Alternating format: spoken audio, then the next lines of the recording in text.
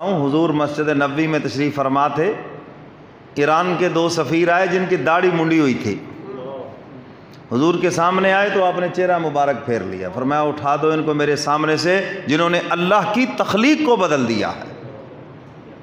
فرمایا میں ان سے براہ راست بات بھی نہیں کروں گا, یہ باہر بیٹھے ہیں, میرے نمائندے ان سے بات کریں گے. اور اسی پر مفتی رشید احمد صاحب نور اللہ مرقدہ انہوں نے لکھا ہے کہ جو داڑھی منڈا ہے روضہ رسول پہ جاتا ہے, حضور اس کے سلام کا جواب نہیں دیتے. جیسے زندگی میں حضور نے چہرہ ان سے پھیر لیا, دنیا سے پردہ فرمانے کے بعد بھی جو حضور کی سنت اپنے چہرے پہ نہیں سجاتا, حضور اس کے سلام کا جواب نہیں دیتے. اب آپ دیکھ لیں کتنا گھاٹے کا سودا ہے. اور میں نے یہ بھی بتایا کہ داڑھی وہ ہے جو پوری ہو, فیشن نہ ہو, 1 انگل 2 انگل, یہ سارے فیشن ہیں, اس پر کوئی ثواب نہیں, کچھ بھی نہیں. اور یہ سب سے زیادہ مظلوم ہے کہ ان کو تانے ہمارے برابر ملتے ہیں اور ثواب ان کو بیچاروں کو ملتا ہی نہیں ہے. تو اس لیے جن کی چھوٹی ہے ان کی خدمت میں گزارش ہے یہ پوری کریں. یہ سمجھ گئے کہ نہیں؟ تو میرے محترم سامعین, یہ محبت کی کمی کی دلیل ہے, ورنہ عاشق تو اداؤں پہ مر مٹتا ہے. تو حضور علیہ الصلوۃ والسلام نے سلام کا جواب نہ دیا, چہرہ پھیر لیا. ساتھیوں سے پوچھا بھی کیا بات ہے حضور, کس لیے ناراض ہیں؟ کیا مجھ سے ایسا کام ہو گیا کہ حضور ناراض ہو گئے؟ انہوں نے کہا ہمیں کچھ پتہ نہیں, لیکن ایک دن ہم حضور کے ساتھ تھے اور آپ کے مکان پہ نظر پڑی تو حضور نے پوچھا یہ کس کا مکان ہے؟ یہ جھونپڑیوں کے اندر اتنا خوبصورت گنبد والا کس کا مکان ہے؟ ہم نے آپ کا نام بتایا, حضور خاموش ہو گئے. وہ سمجھ گئے کہ حضور علیہ الصلوۃ والسلام اس بات پہ ناراض ہیں. آج حضور کا میلاد تو مناتے ہیں, ارے حضور کو بھی منا لو, حضور کو بھی منا لو, وہ ناراض تو نہیں کہیں آپ سے. یہ دیکھو حضور کو منا رہے ہیں, دیکھا کہ حضور ناراض ہیں میرے مکان بنانے پر کہ غربت کا یہ عالم ہے, جھونپڑی تک میسر نہیں تمہارے ساتھیوں کو, اور تم ایسا مکان بناؤ گے ان کے دل جلیں گے. ہاں فراوانی ہوتی تو چلو ٹھیک ہے, یہ تو تنگی کا دور ہے. اور انہوں نے بھی کوئی بات نہیں کہی, کوئی یہ نہیں احسان جتایا کہ حضور اگر آپ ناراض ہیں تو چلو جی ہم ایسے کر دیتے ہیں. آرام سے اٹھے اور مکان کی اینٹ سے اینٹ بجا کے رکھ دی. محبوب چاہیے, مکان نہیں چاہیے. حضور کی رضا چاہیے, حضور کی خوشی چاہیے, مکان نہیں چاہیے. کاش یہ جذبہ آج ہمارے دلوں میں بھی پیدا ہو جائے. سب کہو آمین. ختم کر دیا مکان. حضور کچھ دنوں کے بعد پھر تشریف لے گئے. بھی یہاں ایک مکان تھا وہ کدھر گیا؟ یا رسول اللہ صلی اللہ علیہ وسلم, آپ نے ناراضگی کا اظہار فرمایا اور انہوں نے گرا دیا ہے.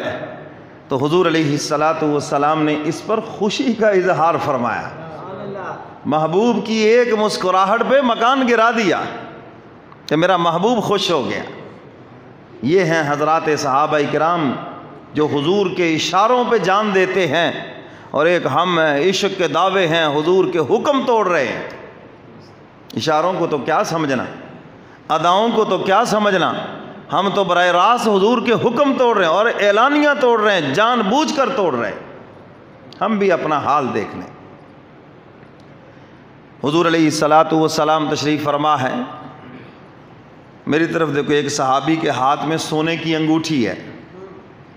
حضور علیہ الصلوۃ والسلام نے بلایا اور اس کو اتارا اور زمین پہ پھینکا. فرمایا میری شریعت میں مرد کے لیے سونا حرام ہے, مرد کے لیے سونا حرام ہے. اور جو حضور کا عاشق ہو, مطلب یہ ہے کہ وہ عاشق نہیں ہے, صرف نام ہے. حرام ہے میری شریعت میں, انگوٹھی پھینک دی. صحابہ فرماتے وہ کئی دن پڑی رہی مسجد نبوی میں. ہم نے اس سے کہا کہ چلو اس کو لے جاؤ, جا کے بیچ دو, کو بچوں کے کام. انہوں نے کہا نہیں, جس کو حضور نے نظروں سے گرا دیا میں ہاتھ بھی نہیں لگاؤں گا. میرا محبوب جس پہ ناراض ہے مجھے ضرورت ہی نہیں ہے اس کی. سمجھ آ رہی ہے بات؟ عشق اس کا نام ہے, محبت اس کا نام ہے. ہم نے جن چیزوں کا نام محبت رکھ لیا ہے وہ کوئی محبت نہیں ہے۔ جس محبت کا ہم اظہار کر رہے ہیں دیکھے تو صحیح کہ وہ ہماری محبت سے خوش بھی ہیں یا نہیں، وہ پسند بھی کرتے ہیں اس محبت کو یا نہیں۔ تو جس چیز کو وہ پسند کریں وہ محبت ہے۔ اگر آپ صرف اپنے جذبات، حضرات صحابہ کرام کے بھی جذبات تھے۔ ایک صحابی رسول نے عرض کیا، اللہ کے محبوب، عرب کے وڈیروں کو ان کی رعایا سجدہ کرتی ہے اور ہم آپ کے صحابی ہیں، ہمارا بھی جی چاہتا ہے کہ ہم آپ کو سجدہ کریں، آپ تو سب سے بڑے ہیں۔ یہ جذبات ان کے بھی ہیں۔ حضور علیہ الصلوۃ والسلام نے فرمایا، میرے صحابی، میری شریعت میں اللہ کے علاوہ کسی اور کو سجدے کی اجازت ہی نہیں ہے۔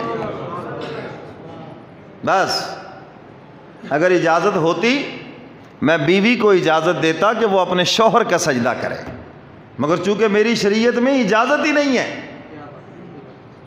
حضرات صحابہ کرام کے بھی جذبات تھے، جی چاہتا تھا ان کا بھی بہت کچھ، ہم حضور سے ایسے پیار کریں، ایسے پیار کریں، لیکن جب دیکھتے تھے کہ حضور علیہ الصلوۃ والسلام اس چیز سے راضی ہے، اس عمل سے راضی ہے، صحابہ وہی کرتے تھے جس سے حضور خوش ہیں۔ اس آیت مبارکہ کے اندر بھی حق تعالیٰ نے محبوب کی زبان مبارک سے یہ بات نکلوائی۔ فرمایا، قل ان کنتم تحبون اللہ فاتبعونی یحببکم اللہ۔